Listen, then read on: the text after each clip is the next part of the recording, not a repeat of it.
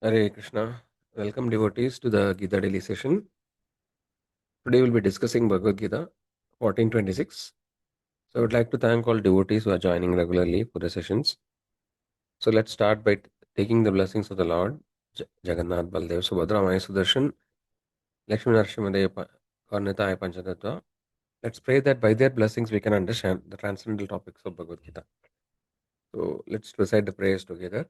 Om Atnanatimirandasya Tnananjanashalakaya Chakshurunmilitam Yena Tasmai Shri Gurave Namah Namam Vishnupadaya Krishna Preshtaya Bhudale Srimade Bhakti Vedanta Swami Nidinamine Namaste Saraswati Devi Gauravani Pracharini Nirvishesha Shunyavadi Paschati Deshatarini Jai Shri Krishna Chaitanya Prabhu Nityananda Shri Advaita Gadadara Shivasadi Gaura Bhakta Vrinda Hare Krishna Krishna Krishna Hare Hare Hare Rama Rama Hare Hare. So we'll dedicate the session to His Divine Grace A.C. Bhaktivedanta Swami Srila Prabhupada, Founder Acharya of International Society for Krishna Consciousness, by whose mercy we are able to understand Bhagavad Gita and also able to apply practically in our day-to-day life. So let's thank Srila Prabhupada. Srila Prabhupada ki jai. So today's sloka is 1426. Let's recite the sloka together. Mam chayo avyabhicharena bhakti yogena sevade sagunan samadhityaitan brahma bhuyaya kalpade. Repetition. Mam chayo avyabhicharena bhakti yogena sevade sagunan samadhityaitan brahma bhuyaya kalpade. Translation by His Divine Grace Srila Prabhupada. Srila Prabhupada ki jai. One who engages in full devotional service, unfailing in all circumstances, at once transcends the modes of material nature and thus comes to the level of Brahman. Word to word meaning, Ma, unto me, Cha, also, Ya, a person who, Avibecharena, without fail, Bhakti Yogena, by devotional service, Sevate, renders service, Sa, he, Gunan, the modes of material nature, Samititya, transcending, Etan, all these, Brahma Bhuyaya, elevated to the Brahman platform, Kalpade becomes. So let's go more deep into the today's shloka. So just setting the context. So we are in the 14th chapter of Bhagavad Gita now. So 14th chapter is known as the modes of material nature. So the last shloka we saw was 14.4 yesterday. So where the Lord actually tells Arjuna that he is the seed giving father. Aham bija pradapida. So we have seen the shloka yesterday, how that means that Lord is explaining that among all living entities, like there are 84 lakh species we saw, in every species of life, the same jiva, like the same spiritual spark, which is part and parcel of the Lord, is residing. Vamayamamsho jiva loke, jiva buddha sanadana. Right? So and then they are struggling in the material world. Manashashtani indriyani, pragadishani karshari. So manashashtani indriyani. So the six senses, basically there are five senses we know, and mind actually is known as the sixth sense. So mind is the king of all the senses, or he is the center of all other senses. So with the mind and the five senses, indriyas, the jiva is struggling in the material world. Prakriti sthani karshari. So basically the material nature under the modes of the three modes of material nature like sattva, raja, and tamo, and the jiva he struggles in the material world with the three senses, becoming influenced by these modes. So, so that's what we saw yesterday. So this today, we'll continue the discussion. So today again, we'll be discussing the 1426, and this 1426 is the last, but the previous sloka. So in that towards the end, in every chapter, we can see the conclusion of what actually what we are supposed to understand, what is the essence of that particular chapter. So, so we let us look at the sloka, make keywords. So Mam Chaya, one who worships me, right? So Krishna, so here it is mentioned, no, me, Krishna. Basically, we have seen it many times in Bhagavad Gita. No, the Lord actually refers to himself as a person. No, he doesn't refers to somebody else, or he doesn't refers to Brahman, saying that no one who worships Brahman will come to no go to Brahman. No, he says one who worships me will come to me. So this point, Acharyas re-emphasize that the Lord actually is a person. So the worship of the Lord should be in the personal form to get the highest benediction or benefit. We should worship the Lord as He is, in the two-handed form of Krishna. So that is one. Mam Chaya, one who worships me. Avyabhicharena Bhakti Yogena. So in Sanskrit, the Vyabhichara means chara to pass, to transcend, to go through a path, and Vyabhichara means to deviate from the path. So Vyabhichara means deviating from the path, and Avyabhichara means without deviation, right? So or it also means faithful. So, so what Lord is expecting is that Lord is expecting one-pointed attention, or no. We have seen that no Bahushaka Yanandascha. So basically, the Lord wants single-pointed, no, or undeviated and unmixed devotion. So this is a very crucial point, actually. Right, we'll come to that. Seva they engage in service. So that also means now, no, the devotional service is not theoretical. No, just thinking something, or people say, no, I am devotee, like I have devotion in my mind. I don't want to show it. But the Lord is saying that seva they, no, you have to execute devotional service by doing practical devotional service, like chanting the holy name, not doing preaching activities, worshipping the deity. So it's a service. It's a practical thing. Saguna and Samadhitaidan transcend the three modes. So basically, the chapter is talking about the three modes of material nature, and the Lord in this shloka is saying that how one can transcend the three modes. So Lord says that one who execute in devotional service with one pointed attention, without deviation, he can easily transcend the three modes. Right? So we cannot artificially try to overcome by our power the three modes of material nature, only by surrendering to the Lord. Brahma Bhuyaya Kalpade comes to the spiritual platform. So, there's another implication of this is that within this material body itself, when one is completely purified by executing devotional service, so in the same material body, one can transcend the three modes. So it is not necessary that no one has to be like one has to leave the material body to become liberated. But actually, this is very rare that it happens. So one has to become completely purified, right, in order to transcend the three modes. So that is the essential point. So essential point of the shloka is that one who is executing devotional service to the Lord, right? Already previously, the Lord has established who is He. Right? He is the supreme personality of Godhead, right? And everybody else are His expansions, everything else.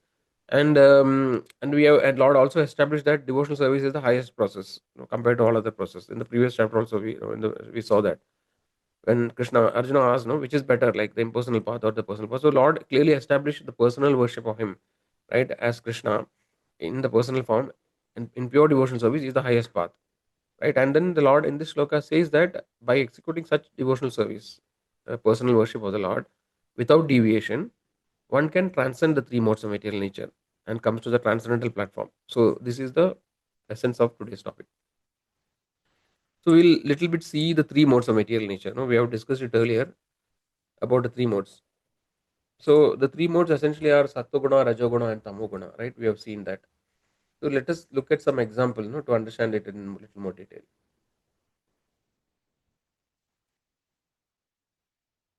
Yeah. So basically, three modes are sattva guna is known as the mode of goodness, rajoguna is mode of passion, and tama guna is the mode of ignorance. So the three modes of material nature. So the material nature actually is conducting different activities, or the jivas are executing different activities by the influence of the three modes. So when somebody is under the mode of goodness, sattva, then his activities are are pure. And then when he is in the mode of rajas or passion, his activities are like uh, we'll look at examples and so we'll look at the three, okay, so that it will be clear. So so everything, most of the things in the material world can be classified into one of these, sattva, raja, and tama. So we'll start with food, right? The food we eat. So it is mentioned that the food which are fresh, right, wholesome and nourishing, like for example fruits, milk, grains, vegetables, so these they are all come under the mode of goodness. Then in for the rajas, the food is example is the food which is spicy, sour, salty. So these are actually comes under the mode of passion. So basically, the kind of food we eat influence our consciousness. So if we eat the food which is in the sattvic mode, then our mind, right, our consciousness becomes sattvic. If we eat food which is rajas, like for example onion, garlic, these kind of things actually can agitate the mind, right? Spicy food, this can also agitate the mind. So then if we eat rajasic food, then our activities also becomes passionate, rajasic. So then the tamasic are the food which are the old food, stale, decomposed, fermented, intoxicant, like this kind of food, intoxication. These are all example of food in the mode of tamas. Then similarly, the time of the day, can be classified. The early morning Brahma Muhurta, like early morning time is considered as a mode of goodness. The midday is considered, in the mode of passion, and the evening time is considered as a mode of uh, tamas. So similarly, place which is clean, serene, natural, temples, these are all mode of goodness. So temples where the Lord actually is present is beyond the modes. It is transcendental. So they are in the Shuddha Sattva, but generally the places which are worshipable, they are under the mode of goodness. Then it is mentioned, that the busy cities, marketplaces, office, so these are all places of passion, rajas. And the places which are dirty, dark, neglected places like bars, slums. So these kind of places are brothels, etc. Are places of mode of ignorance. Action, if you take action, then action which are like selfless services, studying, meditation, compassion to other jiva. So these are all action in the mode of goodness. Then work which are ambitious, right? The work there is competition, desire for results. So these are like the mode of passion. And the laziness, violence, intoxication, no neglect. These are coming under the mode of ignorance.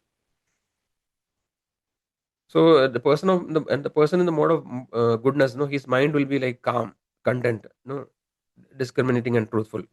In the sense, he can decide what is right, what is wrong. So this kind of mindset is called the mode of goodness. Then the mind which is restless, always driven by desire and passion, right? Proud, dissatisfied. So this is the mode of passion. And that which is dull or fearful, deluded, or what do you call, apathetic, like, these kind of things are comes under the mode of ignorance. Happiness which is long lasting, peaceful, and which are spiritual, they are considered in the mode of goodness. Happiness which are short lived, with a lot of excitement and thrill, these are under the mode of passion. In the happiness which is illusionary, or which is obtained by intoxication, they are into the mode of ignorance. So like that, everything can be classified into different categories.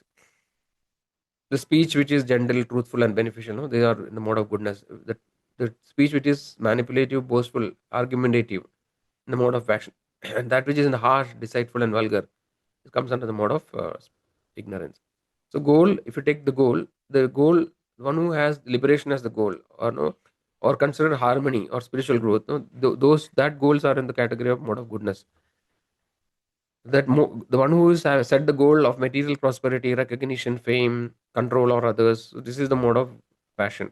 And that which actually comes, for sense gratification, or want to escape, or destructive, these are under the mode of ignorance. So this way, this will give us a small idea, what actually are the modes, right? So this way, everything in the material world we can consider under the modes, different modes, right? And under the modes, influence of the mode, the jiva performs various activities, right? So, and sometimes the jiva, no, so it is not that one person is always in one mode. So sometimes the modes keep changing. Now sometimes we may be under the influence of mode of goodness, sometimes more under the passion, and sometimes more under the ignorance. So, and nevertheless, it is very difficult to understand. But then the permutations and combination of these three modes, actually influence all the activities of the jiva in the material world. So what is that we can do? Lord actually saying, how can we transcend the modes, right? Is by executing devotional service. So when we understand the principles and the truth, about the spirituality, then accordingly we should reprioritize our activities. We have discussed it earlier also. We need to plan how do we, so knowing this, we should not directly become a victim of the modes, right? So we should analyze and use our intelligence. So when our intelligence is purified by devotional service, by chanting the holy names, by doing other spiritual activity, then our intelligence will be able to discriminate clearly, what actually is beneficial and what is not beneficial. So accordingly, we should understand and prevent, basically willingly, we should not become entangled in the modes, right? So we have to, whenever we start some activity, or when we have to make a decision, right, we should use our spiritual intelligence. First of all, we should purify our intelligence, by executing devotional service, and then automatically, when we make decisions, we should take a call whether this decision is going to help me in moving towards Krishna, or whether it will be take me away from Krishna, whether it is favorable for my devotional service or whether it is not favorable, right? So this should be the main criteria for us to decide, whether I should take this decision A or decision B. So this way we should be able to analyze. And another point the Lord emphasizes is avyabhicharena. So after understanding all these things, what we have seen in the previous discussions, that Krishna is the supreme personality of Godhead, right? And everybody else, like all the demigods, they are all different, departmental heads. And many of the demigods, no, they are actually temporary, right? They only last for one manvantara. So that is a small part of one day of Brahma. So these posts of demigods, etc., no, they are all helping the Lord actually in executing the, mission of the Lord, various activities. So we should always respect the demigods, but then at the same time we should understand their position. And we have seen that the demigods can give us temporary benefits. No, so we have seen that, right? Yanti Deva Vrta Devan Pitriyanti Pitri. So we have seen that one who worship demigod will reach the planet of demigods. Or the demigods can give us material benefits. But then we understand that the benefits of material benefits are futile, right? It is a temporary. If you get something, if you become a great person in this life, you become very famous or you become very rich, right? Next life you have to start again from zero, right? So all these things, everything is lost when we die. So all these things are temporary. It's futile because we have done all these things in many lifetimes, right? So from understanding all these things, we should actually have one pointed attention and focus on the worship of the Supreme Personality of Godhead Krishna, right? And don't try to waste time in doing other things, right? When we understand that, because our life is very short, right? Already, some part of our life is over, like 25% is over, 30, 50, like that. For various people, one good portion of the life is already past, right? So now whatever time is left, we don't know how much is left, right? So we should not try to experiment, trying to do different other worships, etc. It is not required, because acharyas have concluded and the Lord himself directly is giving the information. So there is no need to experiment. And it is mentioned that a person who is intelligent is one who learns from others experience, right? Sometimes we may think that, no, I want to experience, I want to try this out, I want to try that out.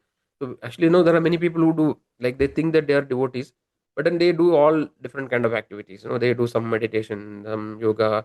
No, I'm not saying that we should not do it, but then gradually we should come to the focus, and understand what is highest priority and give maximum time for that, and then reduce other activities. We should, have a healthy body and a healthy mind, right, in order to execute devotional service.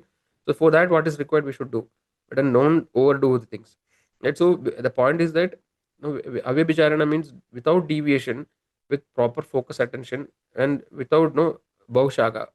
Bhaushaga ananta means our intelligence and mind should not be multi-branch. No, like if it is normally, this is a tendency. When we start thinking about something, it keeps branching into different thoughts. And then we are lost in that. So one who is very serious about, attaining the highest perfection, you should have single point attention and focus on the Supreme Personality of God, worshipping the Lord as Krishna, as a person, as Lord is explaining here, right? And don't try to, go into various other things. Okay, so some people, they just add this also, so they do various other activities and then they also do this. That is not sufficient. Actually, we should have one pointed attention. So, and also if you remember 7:14, Krishna says, no, Devi Esha Gunamayi Mama Maya Durateya Mameva Prapadyante Maya Medam Tarantite. So in that shloka, the Lord actually is given the formula how to escape the Maya, right? That is the only way to escape Maya. So Krishna says, Devi Esha Gunamayi, this Maya of me, which consists of the three modes, Gunamayi, Durateya, Mama Maya Duratya. So this is my energy, and it is extremely difficult to overcome it by one's own endeavor. But what is the way to overcome it? Mam eva ye prabhadante. By surrendering to the Supreme Lord, who is the controller of Maya, Maya medam tarantite. One can easily overcome Maya. Right? So this is the essential understanding of today's shloka. So I think because of shortage of time, we will just quickly look at the story of Narad Muni. Narad Muni stories we have seen earlier. Right. So Narad Muni's previous life, Narad Muni explains in Srimad Bhagavatam, first canto, sixth chapter. Lord Narad Muni explains his previous life.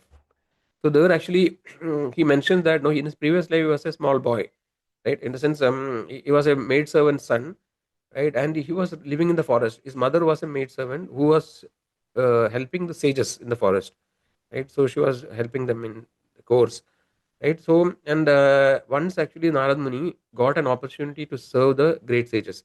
So the great sages are like pure devotees of the Lord, right? And it is mentioned that the sages or the pure devotees of the Lord are representative of Lord himself. And by serving, so they give an opportunity for us to serve them, right? It is like serving the Lord. So Narad Muni, unknowingly, because of Agyara Sugrudi, he actually got opportunity to serve the great sages in the 4 months of Chadurmasya, right? And by this process, right, the Narad Muni also got opportunity to eat the remnants of their food, right? This is also highly purifying, and by doing this devotional service, Narad Muni becomes completely purified. And by then the Lord, because became pleased with Narad Muni, he actually wanted to give him more mercy. So somehow, by the Lord's arrangement, his mother actually passed away suddenly one day, by snake bite, and after that he became completely helpless and without anybody. So externally, this may look as a great catastrophe or no great calamity in the life, but internally, from a spiritual perspective, this became the Narad Muni's reason for attaining the highest perfection. So he actually leaves everything, and he starts wandering in the forest. And one day, while meditating in the forest, he actually had the Lord actually gave him the vision in the heart. In the heart, Narad Muni actually saw the beautiful form of the Lord, transcendental form, and Narad Muni, he became completely enlightened by that. And then after that, Narad Muni opened his eyes and he tried again meditating very strongly, to see the Lord. But he could not see the Lord. Then the Lord actually, tells him, in the form of sound, he gives the information to the Narada saying that in this life, Narada, you cannot see me anymore. So like that, he instruct Narada to actually continuing worshipping, performing the devotional service. So Narad Muni actually then leave, he keeps wandering in the forest, complete. Then from that time onwards, he completely, he becomes transcendental. Actually, he crosses the three modes of material nature and he becomes free from the entanglement of the material energy. Right. So this is an example that in the same life, one actually pure devotee can transcend the modes. Right. So this is when Narada continues his life, wandering in the forest, and it is mentioned and at the time of death, in the sloka number 27 of 6th chapter of Skando, Narada says, in due course of time, I was fully absorbed in thinking of Krishna, met death as lightning and illumination occurs simultaneously. So it is mentioned that a pure devotee leaving the body is not like ordinary people leaving the body. So actually, at the same time, the moment he lost the material body, immediately got the spiritual body. No, spiritual body is the original body, that it's called Swarupa. So he did not experience any pain. He did not even realize that he lost the body. So this is the wonderful way how actually the pure devotee actually leaves the body. So this way Narada left that body, and it is mentioned in the next creation when Brahma again created the this living entities. So Narada Muni reappeared as Devarshi Narada, as son of Brahma. So he was born in the mind of Brahmaji. And he attained this topmost position of Narada. So Narada is a very pure devotee of the Lord, and he's only rishi actually who can travel anywhere his will. Right, he can go to spiritual world, material world, anywhere he can travel, and he's mainly enlightening the jiva. So can one can pray to Narad Muni to actually attain pure devotion. Right, by his mercy we can attain. So this Narad Muni story is an example of how one can transcend the modes. Right, sagunan samadittedan brahma bhuyaya kalpade mam cheva vijarena bhakti yogena sevade sagunan samadittedan brahma bhuyaya kalpade. How one can transcend the modes now by executing pure devotion service. Okay, so let's wrap up today's session. So what we learned today's session is that the Lord actually is summarizing, it's the last two slokas. The Lord gives the essence of the three modes. So the three modes of material nature is that the study of three modes is more part of Sankhya Yoga, right? Where analytical study is happening, how actually the modes work and different permutations combination. But these are very complex to understand. For one who is having faith in the Lord, they have to simply execute devotional service, right? Without any deviation, right? By just doing that, automatically, slowly we becomes free from the clutches, the clutches of the Maya, or the knot which is there in the heart, right? Which is the strong attachment to material things, is slowly slackened. It becomes loose, and then one can slowly transcend the three modes of material nature. So understand what is the takeaway or application in life is, we have already discussed that, is that we have to really contemplate about our understanding. What actually are we learning, right? What is the position of Supreme Lord? What is the ultimate purpose of human life? And accordingly reprioritize our activities, and make our intelligence spiritualized, so that the decision that we make in our life is spiritualized and we can make the right decision, which is favorable for Krishna consciousness. So this the one of the important aspect of surrender is that anukulesa sankalpa pratikulesa varjana, right? So anukulesa sankalpa means do that activities, or make the mind determined to perform those activities which are favorable to the devotional service, and pratikulasa varjanam, give up the activities which are unfavorable, right? So this way we should prioritize, we should start executing devotional service starting with the chanting of the holy name, and purify our mind and intelligence, and take decisions accordingly, which are favorable to the spiritual progress. So that is what actually we can do, and we can easily please the Lord by giving this knowledge to others. So we should start preaching a little bit. No, it is not, not philosophically we give a discourse or something, but basically simple things we can say what we learn to others, right? Who are close to us, who are ready to learn, who are not favorable. Such people we should give the spiritual knowledge, by which also our spiritual journey becomes, our progress becomes very fast if you give the knowledge to others. So this way we can apply it in our day-to-day life. Okay, so with that, I think we come to the end of today's time. Okay, devotees, any questions? Anybody has any questions? So let's stand together three times. Hare Krishna mantra. Meanwhile, if you have questions, you can ask, put it in the chat. Hare Krishna, Krishna Krishna, Hare Hare, Hare Rama, Rama Rama, Hare Hare, Hare Krishna, Krishna Krishna, Hare Hare, Hare Rama, Rama Rama, Hare Hare, Hare Krishna, Krishna Krishna, Hare Hare, Hare Rama, Rama Rama, Hare Hare. Hare Krishna devotees. Anybody has any questions? I would like to thank all devotees for joining regularly. Please keep joining daily. If anybody has any questions, no, they can ask, unmute and ask, or they can also put it in the chat.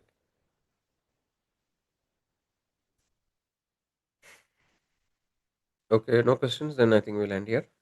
Thanks again, once again. Hare Krishna.